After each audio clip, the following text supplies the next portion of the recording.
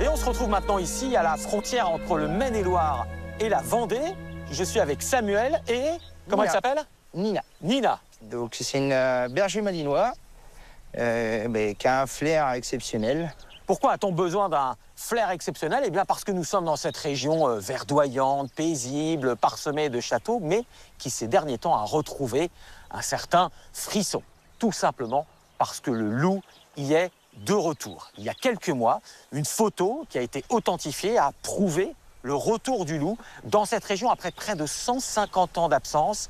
Même chose dans les Landes, il y a quelques semaines, où une photo, là encore authentifiée, a montré le retour du canidé après près d'un siècle d'absence. Alors, Samuel, vous faites partie d'une association qui s'appelle Enquête du loup 49, hein, c'est ça. Ça dit tout. C'est quoi le but de cette association? Est-ce que vous faites aujourd'hui? Le but, c'est de prouver la présence du loup et d'aider aussi les éleveurs et les propriétaires victimes d'attaques pour enclencher les aides. Parce que l'idée, c'est que, là, la préfecture, par exemple, ici, dans le Maine-et-Loire, vient de dire, OK, il y a un loup. C'est ça.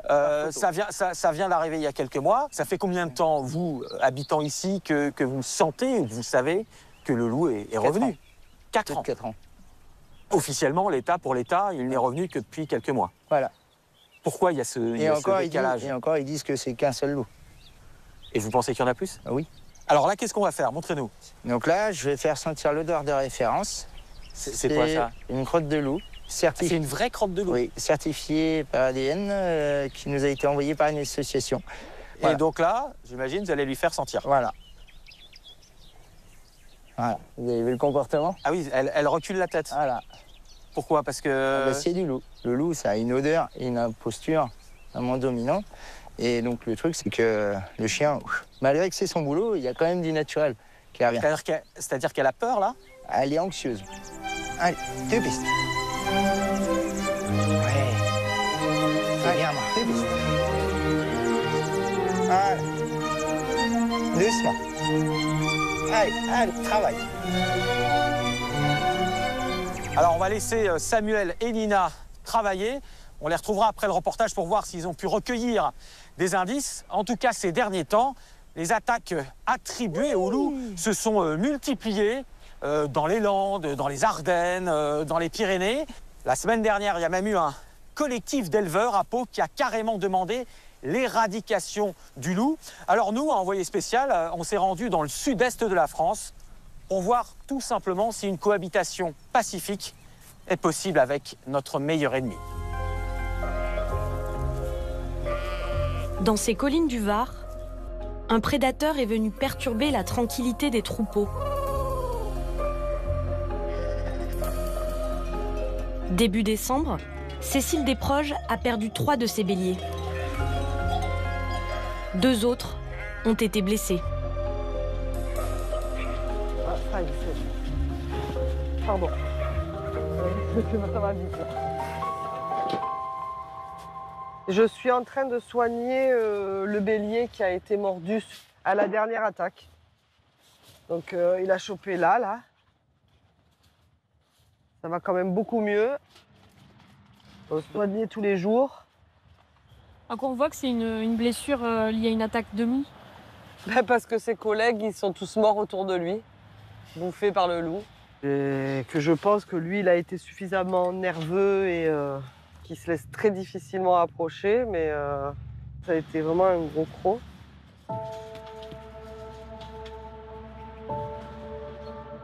L'attaque s'est produite sur cette parcelle, entourée de pavillons, dans un quartier résidentiel de Bormes-les-Mimosas.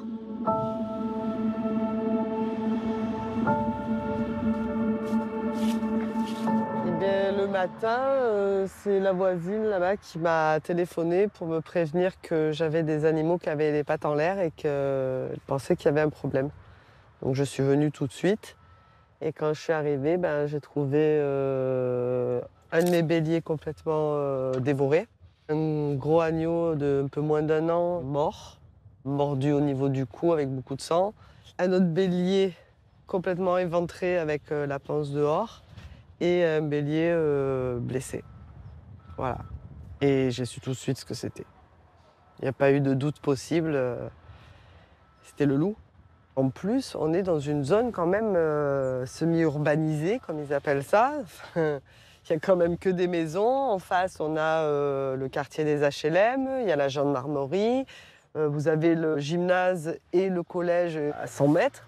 Et puis surtout, c'est un passage où il y a beaucoup de gamins qui passent, de gens qui baladent avec les chiens.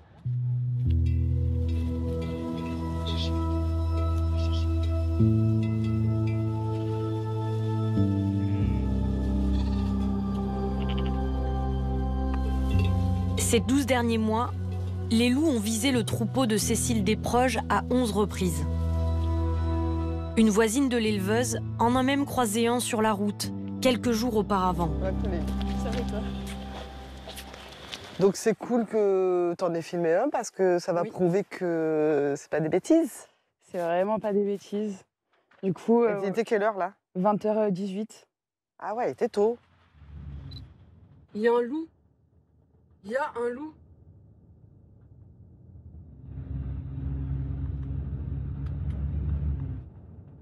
Choqué. Il y a un loup, sa mère. On aurait dit que c'était pas la première fois que ça arrivait en fait, et qu'il y a juste eu l'éblouissement des fortes lumières qui ont fait qu'il a eu vraiment peur et qu'il est parti, quoi. Donc oui, je suis bien choquée, et surtout de le voir en bas de la maison, c'est quand même un peu intriguant et ça fait un peu peur quand même. Il y a un loup. Un face-à-face inattendu, si proche des habitants. Et le lendemain, vous découvrez... 8 cadavres. C'est pas très loin là. Pour lui, c'est pas loin, à vol d'oiseau, c'est vraiment pas loin. Alors que nous filmions avec un drone les collines de Bormes-les-Mimosas, nous avons capté, sans nous en apercevoir, la présence d'un loup qui se promenait non loin des brebis. Il était 8 h du matin. L'Office français de la biodiversité nous a confirmé qu'il s'agissait bien du prédateur.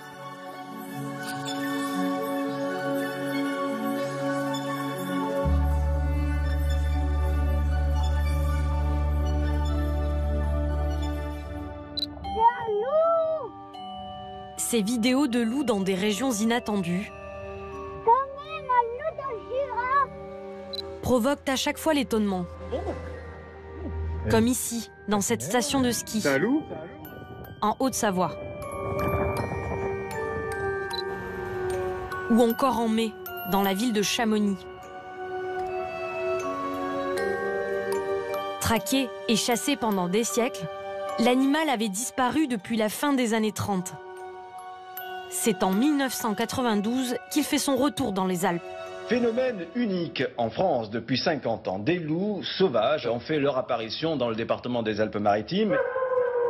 Et à l'époque, on s'en réjouit. Il s'agit d'une réussite écologique majeure, en soulignant qu'il n'y a aucun danger pour l'homme.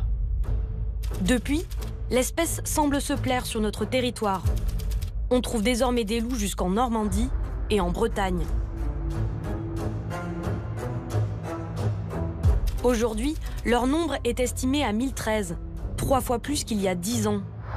En Europe de l'Ouest, la dernière attaque mortelle de loups sur un humain date de 1974.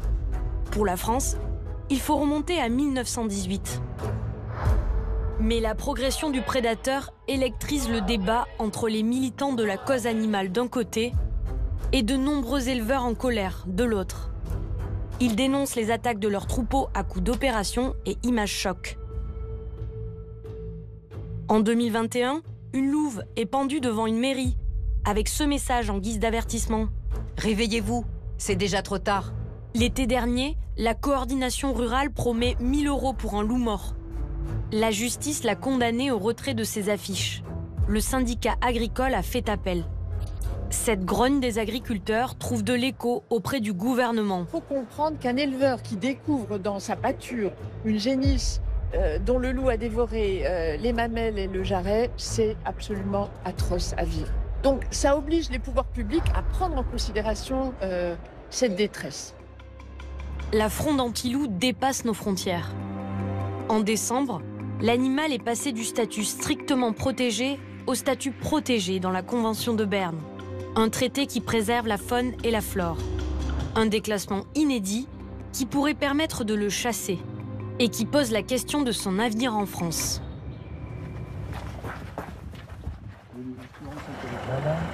Sébastien Quiveron travaille pour l'Office français de la biodiversité, dans les Alpes de Haute-Provence. Voilà, ça c'est bon. Dès qu'un éleveur signale une attaque sur son troupeau, l'agent se rend sur les lieux. Tournez à gauche. Alors là, il y a un truc, ça va pas le faire. Continuez tout droit, puis continuez tout droit sur Haute-Lèbre. Bonjour monsieur, je cherche les babaous. Je vois pas ce que c'est. Ah bon sang de bonsoir, c'est pas possible, c'est... Bon ben c'est pas grave. Ah merci. Quand il n'y a pas de journaliste, je me trompe jamais. Tournez à gauche. Voilà, c'est là, c'est une piste. La mission de Sébastien Quiveron consiste à réaliser des autopsies, comme un médecin légiste. Voilà, par contre, ça prend une autre envergure quand c'est au soleil, ça va vite. Hein. Là, c'est un morceau de la panse, des viscères qui sortent. C'est ce qu'il évacue en premier, il n'y touche pas. Il fait ça comme un chirurgien, il enlève ça très proprement pour aller manger. Cœur, poumon et compagnie. Ici, le prédateur a tué 2 brebis. Là, c'est vraiment très abîmé, là. L'agent relève tous les indices sur les cadavres. Je cherche les perforations et les hématomes. La preuve que la bête a été croquée par un gros canidé et de son vivant, évidemment. Moi, ce que je vois ici, c'est un hématome assez sévère. Et ça se situe à la base du cou ici, où on sait que c'est là qu'il y a l'appréhension avec les crocs. Le constat est assez parlant. On ne peut pas exclure le grand canidé, on ne peut pas exclure que ce soit du loup, parce qu'on a vraiment des perforations quand même qui sont là avec les hématomes, donc avec la force et la taille des dents. Son département, les Alpes de Haute-Provence, est l'un des plus touchés par les attaques de loups. Sébastien Quiveron enchaîne les constats. Cette fois-ci, impossible de se rendre sur l'alpage, trop difficile d'accès. Là, on va directos à Saint-Julien-du-Verdon pour voir le propriétaire, l'éleveur de la bête qui a été tuée. La bergère lui a envoyé des photos. Je vous montre la photo si vous voulez. Ils l'ont découverte ce matin, mais le problème, c'est qu'il y avait plein de vautours. Les vautours. Ah oui, d'accord, ok, ouais. Il y a des os comme ça. Mais c'est de hier soir. C'est d'hier soir. C'est de hier soir. Seulement, c'est pendu comme ça, donc ça... Il n'y aura plus rien. Il n'y a plus rien, c'est pour ça que je vous ai dit. On a bien fait de prendre des photos déjà. On voit qu'il reste les os et la peau. Et la peau, elle est retroussée. Ouais, la peau retroussée en chaussettes, c'est aussi un indice. Ça, c'est bon, c'est l'indice. Est-ce qu'on peut conclure là déjà la responsabilité du loup? C'est des indices, normalement, qui peuvent permettre de ne pas exclure la possibilité que ce soit un grand prédateur, un grand canidé. Beaucoup de prudence dans les mots de l'agent, car seule la direction départementale des territoires peut affirmer qu'il s'agit d'un loup. Si c'est le cas, l'éleveur touchera environ 200 € par brebis. À l'achat, un tel animal coûte entre 70 et 180 €.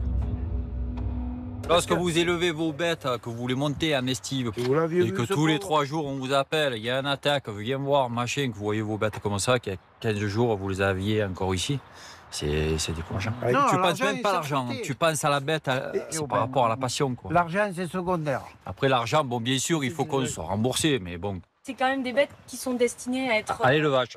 Ouais. Oui. La brebis est morte. C'est pas pareil. L'abattoir, elles partent dans les camions, on ne les voit plus. Elles sortent de notre vue. Tandis que là, elles ne sortent pas. Là, l'attaque, la brebis, tu l'as au pied de tes chaussures en disant elle aurait dû être à la bergerie en train de faire l'agneau, à te lever des agneaux. Là, elle est morte avec ses 2 agneaux. Tu la vois, tu le vis. Quand les attaques sur un troupeau se multiplient, une brigade spécialisée est appelée en renfort.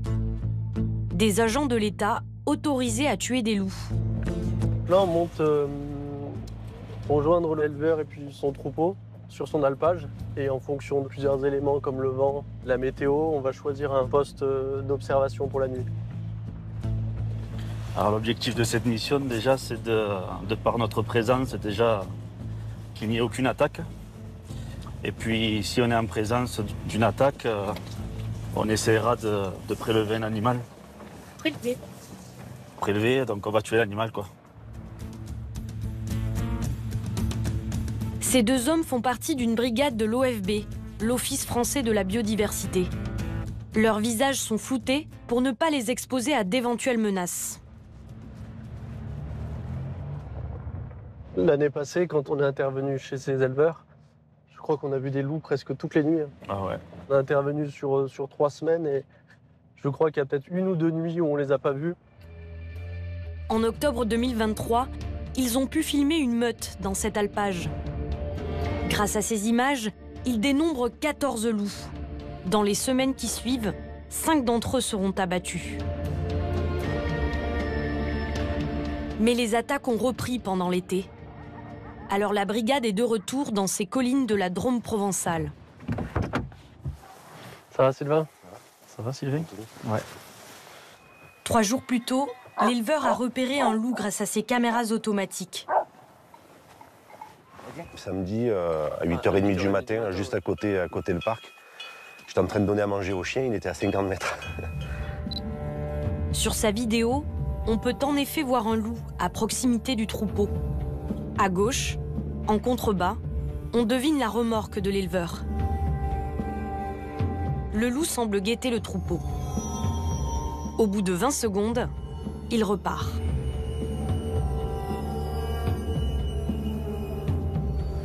C'est lui qu'ils tenteront d'abattre cette nuit, s'il s'approche des brebis. Il est 21h.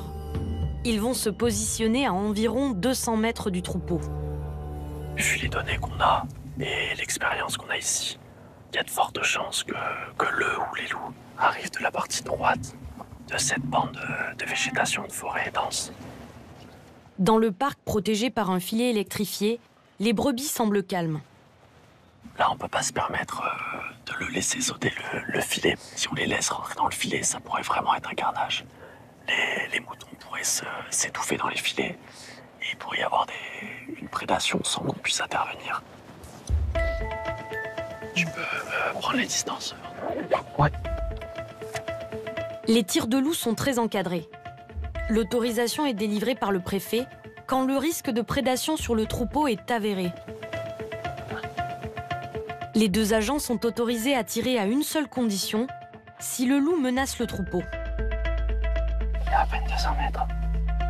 Je me mets prêt à tirer à l'angle du parc en bas.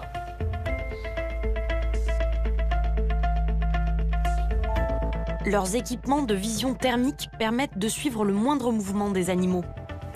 J'ai quelque chose, j'ai pas réussi à déterminer ce que c'est encore. C'est dans la végétation très dense. Ouais.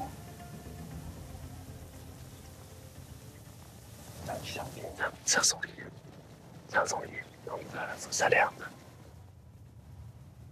1 heure plus tard, nouveau signal.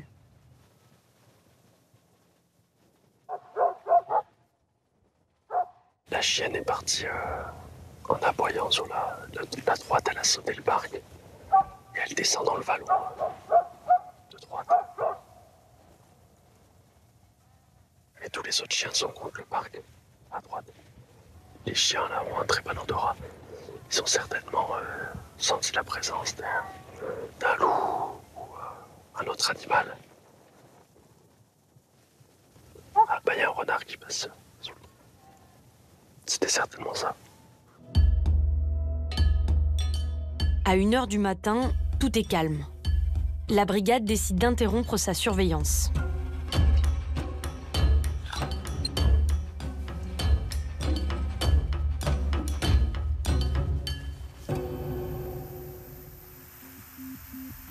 Le lendemain, les 2 agents retrouvent l'éleveur et sa compagne, Sylvain et Nelly Rijad. Moi oui, s'il te plaît.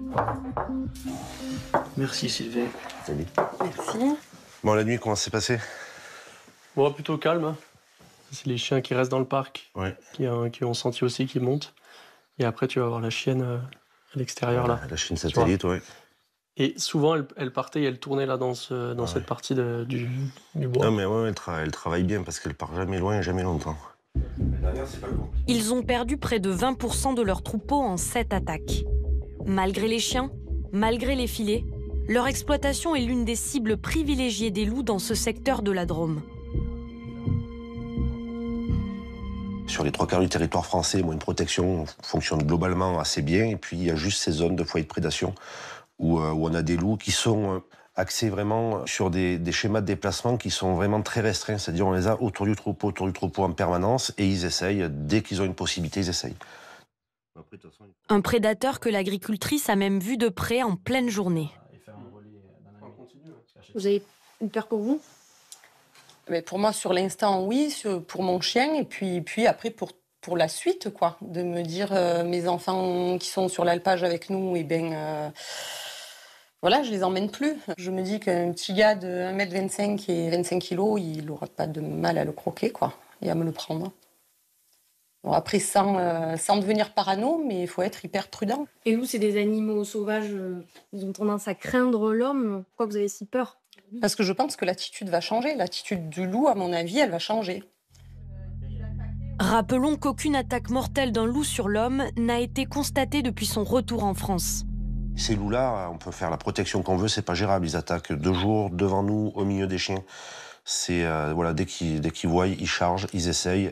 Il y a quelque chose qui pose problème, ils abandonnent, ils se replient, et puis 1 heure après, ils recommencent. Alors, s'ils recommencent, est-ce que les tirs, c'est efficace? Ah ben, jusqu'à présent, les loups morts n'ont jamais recommencé. La loi permet de tuer jusqu'à 19% de la population de loups chaque année. En 2024, 203 ont été abattus sur les 209 autorisés. Le nombre de victimes du prédateur, lui, a beaucoup augmenté jusqu'en 2018, avant de se stabiliser. Chaque année, entre 10 000 et 12 000 bêtes sont tuées. En 2023, cela représentait 0,1% des brebis et des moutons.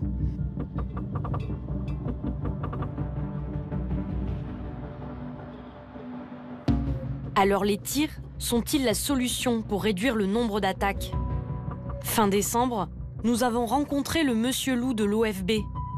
Il coordonne la surveillance du prédateur.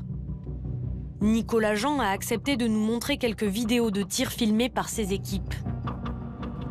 Donc ça, c'est des images qui ont été réalisées par les agents de la brigade sur le département du Var. Donc là, c'était un animal qui était à proximité d'un troupeau. Et là, on voit bien l'animal. Les agents sont à une distance d'une centaine de mètres. Là, il vient d'y avoir un tir. C'est efficace. Cette fois-ci, le loup est tué sur le coup. Mais ce n'est pas toujours le cas.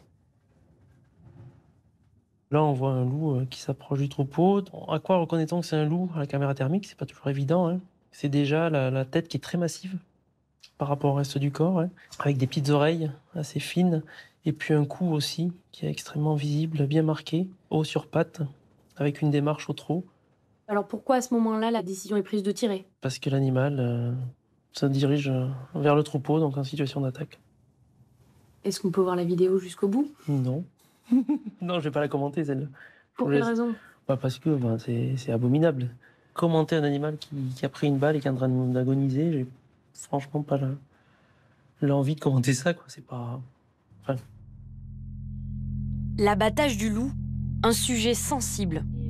D'autant que les tirs ne font pas systématiquement cesser les attaques, d'après une étude réalisée par l'OFB et le CNRS. Il faut bien regarder au cas par cas. On a des situations où le tir d'un ou deux loups va pouvoir très nettement limiter la prédation.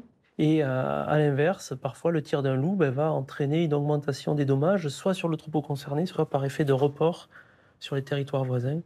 Ce qui est certain, c'est que socialement, les tirs permettent un petit peu de limiter la pression sur le territoire et parfois permettent aux éleveurs ou aux bergers de mieux dormir pendant quelques nuits. Des tirs pour calmer la colère des éleveurs. Ouais. Quand d'autres s'inquiètent pour l'avenir du prédateur. Est-ce que c'est un peu plus haut, peut-être? Cette équipe de défenseurs des loups a lancé l'alerte l'été dernier. France Inter. Le loup est de nouveau une espèce menacée. C'est en tout cas ce que dit France Nature Environnement, qui a suivi l'an dernier 36 meutes dans les Alpes notamment. Et pour la première fois cette année, depuis les années 90 et le retour naturel des loups en France, tous les indicateurs sont au rouge. À l'origine de ce rapport, Roger Mathieu. Pas que focaliser sur une espèce, quoi. C'est des fleurs. Avec ses acolytes, il surveille les loups entre les Alpes et la vallée du Rhône, à l'aide de leurs 250 caméras automatiques. Voilà. Donc là... Ah, non. Si. Bah voilà. Et un loup qui passe à 3 h du matin. Oh, il est beau, avec une grande queue, ouais. Regarde. Oh, attends. Ah, il y en a un autre. Et lui, il voit bien la caméra. La classe, il s'arrête en plus. Et lui, il est quasiment en plein jour. Nous, quand on voit ça, on a déjà plein de questions, là. On se dit, est-ce que c'est le même? Par où il arrive? Est-ce que ça correspond au même passage? Est-ce que c'est un mâle, une femelle? Alors lui, on va pouvoir voir. Hein. Sur un écran, on va pouvoir voir. Parce qu'on le voit très très bien. Moi, je pense que c'est une femelle. Chacun d'entre eux s'occupe d'un secteur particulier. Pour Romain Ribeiro, c'est le Vercors. T'as perdu des mottes depuis 1 an, toi? Alors, sur les 5 mottes suivies depuis 8 ans, cette année, il nous en reste 1,5. Voilà, donc là, on peut quand même suspecter qu'il s'est passé quelque chose d'anormal. Ouais. Comment on peut expliquer ça? Par cause artificielle, hein, braconnage. Braconnage ou tir légal? Non, parce qu'on le saurait. Non, parce que ouais, comme c'est officiel, on a les retours, on connaît les secteurs géographiques, le loup en question. Ça vient pas de ça. Là, c'est autre chose. Ouais. D'après leur suivi, ils estiment que près d'1 meute sur 3 serait possiblement victime de braconniers. Venez la voir, là, on la voit très bien sur cette louve. Ces vidéos enregistrées ces derniers mois en seraient la preuve. Regardez bien, c'est la patte avant droite. Alors ça, c'est un loup probablement pris dans un piège à mâchoire. Regardez bien, il lui manque la main droite. Le piège à mâchoire qui capture un animal par un membre est interdit en France. Ils dénoncent aussi l'usage détourné du piège à coller. Ce système n'est autorisé que pour les renards et les blaireaux. Là, il y a quelque chose qui pend quand elle tourne la tête. Là, tu vois derrière les oreilles. Et on devine presque la chair, hein, ça s'est infecté. Hein. Ah ouais, on voit très bien. On dirait qu'elle a un collier. Ouais. On dirait qu'elle a un collier. Et en fait, c'est un collet. Depuis 2023, on a vu quand même des choses qui étaient anormales. C'est-à-dire moins de louveteaux, beaucoup plus de cas de braconnage avérés, avec des loups amputés, des loups qui ont un collier, des disparitions de loups, des possibilités de braconnage. Et quand vous avez des loups amputés, alors là, bon, bah, c'est quasiment certain que vous avez eu du braconnage. Nous avons montré ces images à Nicolas Jean, de l'Office français de la biodiversité. Il dirige aussi les services qui enquêtent sur le braconnage des loups. Est-ce que c'est inquiétant, selon vous, ces images-là? Bah, c'est inquiétant, oui, c'est pas normal. Enfin, c'est-à-dire qu'on devrait rester sur une procédure normée, autorisée, de destruction des animaux qui posent problème et pas aller vers l'empoisonnement, vers le piégeage ou vers des tirs illégaux. Donc c'est regrettable. Ce qui est important pour moi, c'est que nos équipes soient informées dès lors que des témoins ont connaissance de ces actes pour qu'on puisse très rapidement mettre en place une enquête sur le territoire où ont été détectés ces agissements. L'année dernière, les cadavres de 8 loups tués illégalement ont été retrouvés.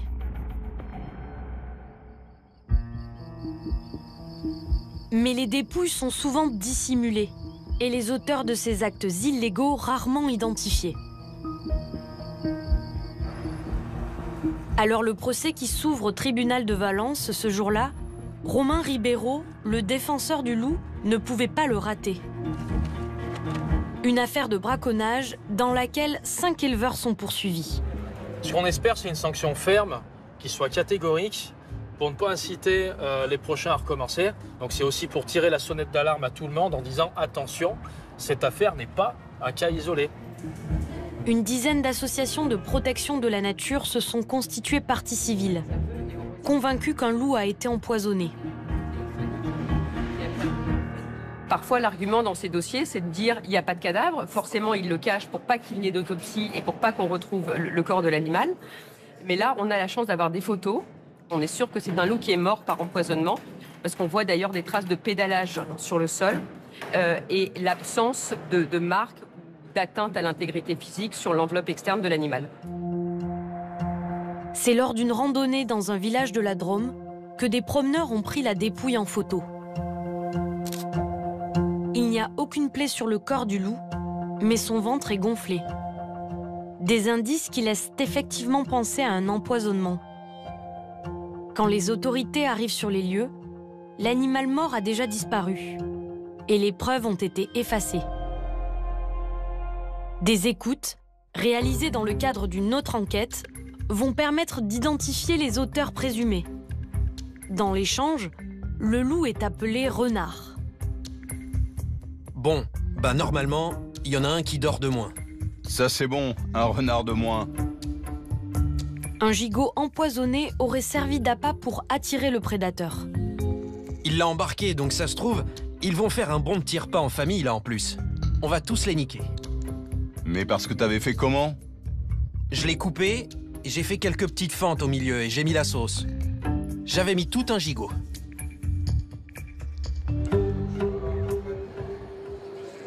Le principal suspect, un agriculteur de 24 ans, encourt 3 ans de prison et 150 000 € d'amende.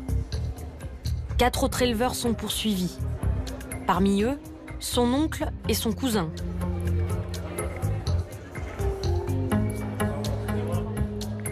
Devant la salle d'audience, face à face tendu entre les défenseurs du loup d'un côté, chasseurs et agriculteurs de l'autre. Aujourd'hui, on préfère protéger les loups que protéger les humains. Quoi. Il y a 2 poids, 2 mesures. Il faut arrêter de prendre les gens pour des cons. La personne qui a fait ça, c'est une personne qui est éleveur, qui a des attaques sur ses brebis. Et c'est peut-être le seul moyen qu'il a trouvé. Il défend son troupeau.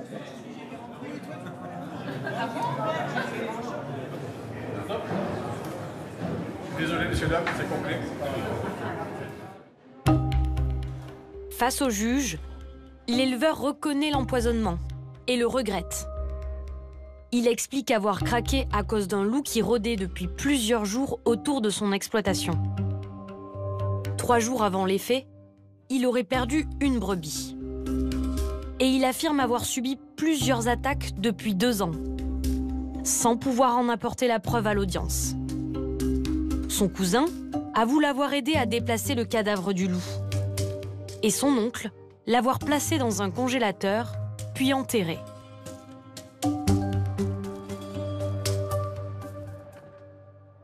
Après l'audience, ce dernier refuse de répondre à nos questions.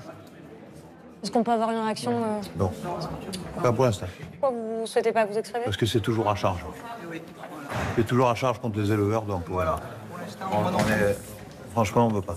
On vous donne la parole là, à ce moment-là. Est-ce que... 8 mois de prison ferme sont requis contre le principal suspect. Trop sévère, selon son avocate. Moi, j'ai la sensation que c'est pour donner l'exemple, en fait. Mon client a avoué avoir empoisonné un loup, pas la moitié du loup de la Drôme. 1 mois plus tard, le tribunal a finalement condamné l'éleveur à 1 an de prison avec sursis. 4 mois de sursis pour son oncle et son cousin. Un jugement qui ne contente personne. Ni les pourfendeurs du loup, ni ses défenseurs. Parmi les alliés du loup, ils sont plus rares, mais on compte aussi des éleveurs. Ils refusent d'avoir recours aux armes contre lui. Dans les Alpes de Haute-Provence, le prédateur a pourtant déjà frappé le troupeau d'Ingrid Briclot et André Morel. Tirer pour tirer sans savoir si c'est celui qui a bouffé la brebis avant ou pas, on va tuer un des loups qui peut-être, lui, ne faisait que passer pour en avoir vu passer en plein jour, et puis que lui n'a pas attaqué. Et celui qui attaquait, en réalité, bah, lui, il est toujours dans la nature. On n'aurait pas les protections qu'on a mis en place, on se ferait démonter comme les autres, hein. Ça c'est quasiment sûr, ça. Hein. Ce qui est protégé, bon, il ne rentre pas, point final. Après, il fait sa vie, quoi. Hein. Autour de leur exploitation, ils ont installé une clôture électrifiée d'1,50 m de haut et 12 km de long. Coût des opérations, 52 000 €. Un lourd investissement pour le couple. Là, il faudra remettre l'isolateur et celui-là aussi parce que... Ah bah celui-là, ouais. Ouais, celui-là, il est mort. On fait toujours le tour, on reprend mètre par mètre, isolateur par isolateur, donc on revérifie bien que le fil n'est pas dans le... que ça touche pas. Là, il y a un fil électrique, 2 fils électriques et un 3e fil électrique ici. Donc celui d'en bas, c'est celui que le loup empêchera de passer. Si le loup il passe, bon, ben, il va prendre soit le nez, soit les oreilles là-dedans, et il recule. Là, c'est infaillible, le loup, il peut pas passer. Ma foi, au bout de 14 ans, on n'a jamais eu une attaque. Je pense que quand même, ça doit un peu y faire, quoi. Maintenant, des grosses montagnes où c'est qu'il y a ça, c'est pas possible. 1000, 2000 hectares à pâturer, ça, on ne peut pas le faire. Une clôture ne suffit pas. Il faut aussi surveiller le troupeau, 24 heures sur 24. Alors, le couple d'éleveurs forme des bénévoles pour relayer les bergers la nuit. N'hésitez pas à poser des questions, ça... Ces novices viendront en aide aux éleveurs de la région. Ils découvrent les rudiments du métier. Si l'éleveur, la brebis est attaquée, qu'elle a des soins à faire... Vous la prenez comme ça, votre brebis. Vous la tenez là. Et là, avec le genou, vous la tenez là. Elle est par terre. Voilà. Une prise de judo. Bon, qui c'est qui teste?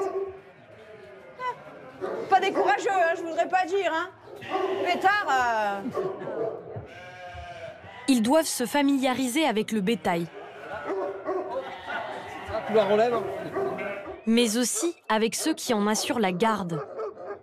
Des chiens de protection, les patous.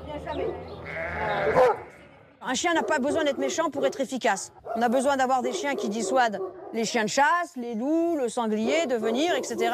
On n'a pas besoin d'avoir des tueurs de loups. Est-ce que tu as besoin de chiens qui vont aller chasser le loup et d'autres qui vont rester, ou est-ce que ça se fait naturellement? Dans la meute, ils s'organisent eux-mêmes, comme une meute de loups, parce qu'eux, ils vivent en meute. C'est pas toi qui vas leur dire, toi, tu vas aller courir après le loup, toi, tu vas rester au machin, etc.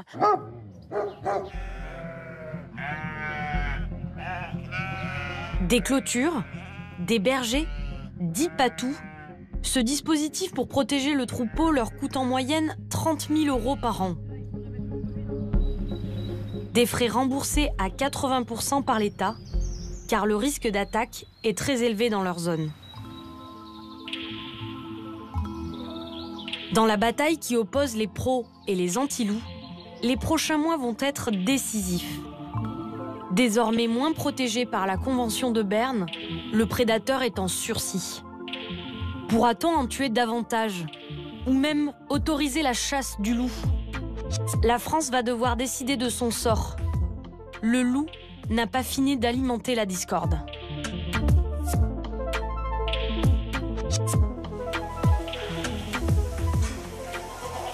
Nous voici dans le département de la Vendée.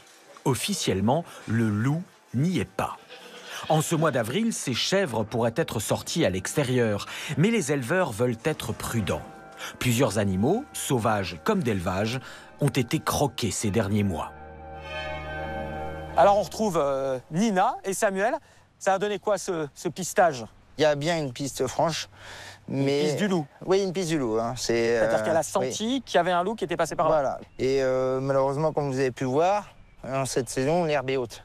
Donc on ne peut pas trop voir les empreintes ou voilà, une piste... Donc on n'a pas trouvé de crotte de loup ou d'empreintes marquantes.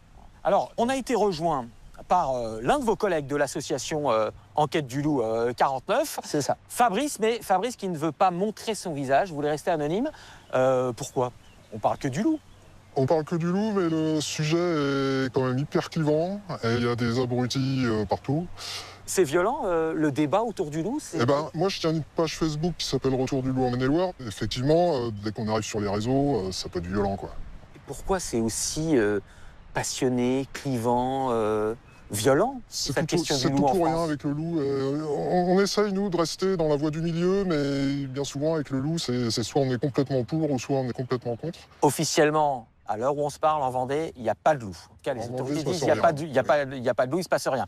Mais en Maine-et-Loire, qui est 2 km au-dessus de votre tête, les autorités disent ça et c'est officiel, il y a le loup. Alors, il s'est arrêté à la frontière avec la Vendée, il est bon en géographie départementale? Eh ben non, nous, on estime que non. Ça fait 3 ans qu'on a des indices sur ce secteur et qui sont à cheval sur Vendée et Maine-et-Loire.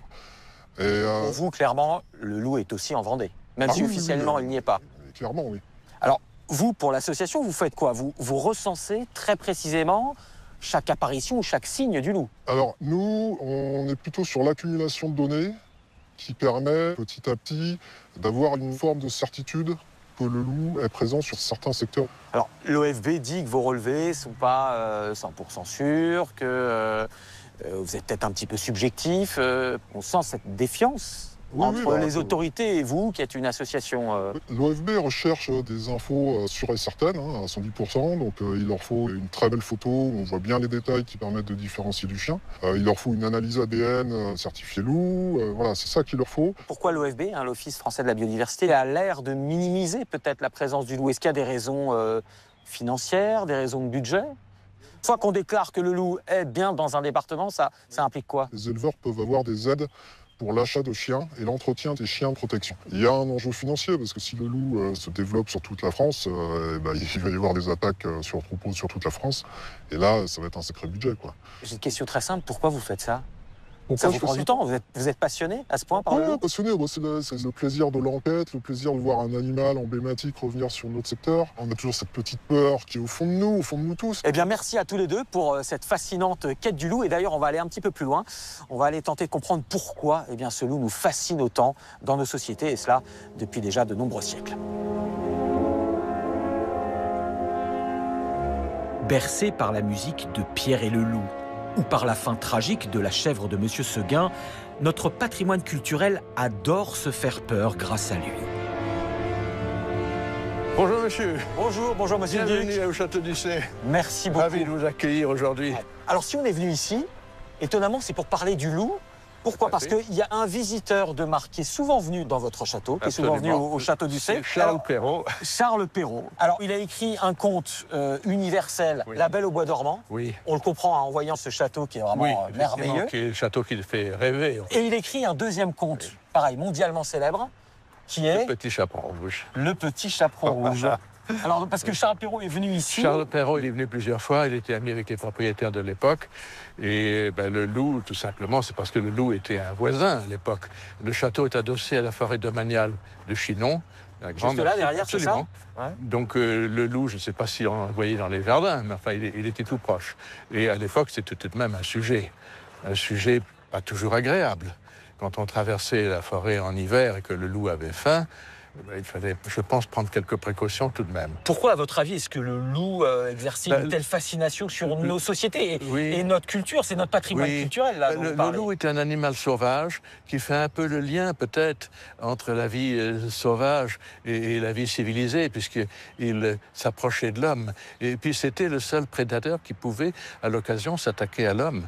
Il y avait des hivers extrêmement rigoureux et le loup pouvait avoir faim et vouloir s'attaquer à des humains, genre les enfants, qui n'avaient pas beaucoup de protection. Alors Charles Perrault, ici même, il crée l'histoire du Petit Chaperon Rouge ou il la recycle, il s'en inspire? Je pense que le thème d'un enfant égaré dans la forêt et qui ne revient pas quand on retrouve les restes, en général seuls les vêtements, dévorés par un loup, je pense que ça faisait partie des événements de l'époque. Et il y a dû certainement avoir un événement de ce type qui soit venu aux oreilles de Charles Perrault et qui lui a donné l'idée du Petit Chaperon Rouge. À l'époque, le loup, c'était un instrument de punition. C'était l'épouvantail, c'était l'instrument auquel on se référait si on voulait faire peur aux petits enfants turbulents et désobéissants. Et c'était le père Fouettard. Il y a toute cette culture, tout ce folklore, cette littérature, et puis il y a aussi des affaires presque judiciaires pour l'époque. La bête du Gévaudan. Ah, la bête du Gévaudan, dont on n'a jamais très bien su si c'était véritablement un loup ou un humain très malfaisant qui se déguisait en loup pour assassiner les personnes qu'il pouvait rencontrer. Le loup a été vraiment le diable, ça a été l'être à éliminer par n'importe quel moyen. L'Église s'en était mêlée. Les balles qui étaient distribuées pour essayer de tuer la bête du Gévaudan, c'était des balles qui étaient bénites. Et donc, vraiment, c'est le combat du bien contre le mal, du sacré contre le diable. Exactement, oui. Merci beaucoup de nous avoir reçus ici, dans ce décor exceptionnel, Monsieur le Duc.